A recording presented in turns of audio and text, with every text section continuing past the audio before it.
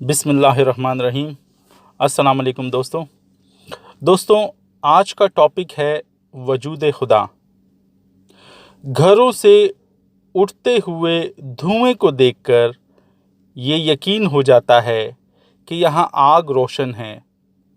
रास्ते पर पैरों के निशानात से पता चलता है कि इधर से कोई गुज़रा है।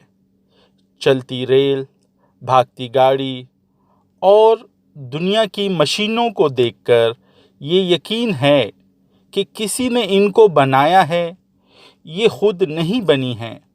और ये भी यकीन है कि कोई इनको चला रहा है और ये खुद से नहीं चल सकती। दोस्तों, इसी तरह ज़मीन, आसमान, इंसान, हैवान, चाँद, सूरज, सितारे, दरिया, दरख्त और पहाड़, इनको देखकर यकीन ये भी हो जाता है कि कोई न कोई इनका पैदा करने वाला ज़रूर है। इसी पैदा करने वाले को ही हम खुदा कहते हैं।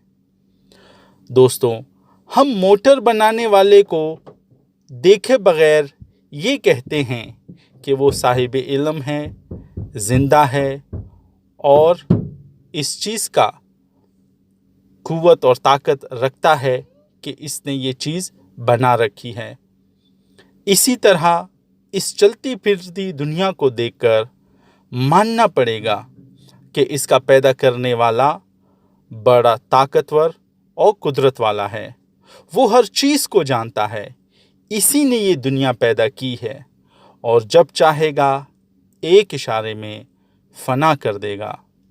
दोस्तों, अगर आपको ये वीडियो अच्छी लगे तो आप कमेंट्स करें, शेयर करें अपने प्यारों के साथ।